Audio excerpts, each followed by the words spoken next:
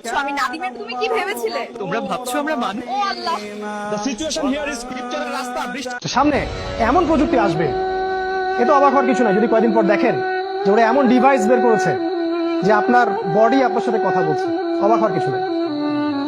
যদি আপনারা শোনেন কিয়ামতের মাঠে, যদি শোনেন কিয়ামতের মাঠে সব তো স্পষ্ট হয়ে যাবে, হবে না? কিয়ামতের মাঠে যদি শোনেন এই করোনা ভাইরাসটা মানুষের সৃষ্টি করা ভাইরাস, অবাক হবেন না। আপনি অবাক হতে পারেন, আমি অবাক হব। যদি আপনি শোনেন কিয়ামতের মাঠে এর পিছনে ওদের হাত আছে, আপনি অবাক হতে পারেন, আমি অবাক হব। সামনে এমন প্রযুক্তি আসবে যা দিয়ে এই আকাশের মধ্যে, এখন টিভি দেখেন আপনারা, আসমানকে টিভি বানায় ফেলবে তারা। আকাশের দিকে তাকাবেন, অনেক কিছু দেখা যাবে। সেখানে দেখবেন একজন ব্যক্তি এসে বলছে, আমি মাসি, আমার আনুগত্য করো। বাংলাদেশের মানুষ ল্যাংটা পীরের পিছনে দৌড়ে না?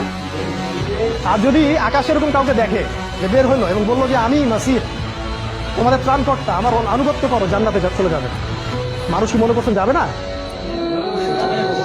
বহু মানুষ আছে সব এক চোখা। এক চোখা মানে ভিতরের চোখটা অন্ধ, ভিতরের চোখটা কি খালি বাইরের চোখ দিয়ে দেখে। ওরা বিশ্বের মিডিয়া নিয়ন্ত্রণ করছে। সামনে এমন প্রযুক্তি আসবে যে প্রযুক্তিগুলো আপনাদের কল্পনার বাইরে। তবে এটাও বলছি, এই প্রযুক্তিগুলো আসার পরে একটা সময় আসবে যখন প্রযুক্তি বলে কিছুই থাকবে না।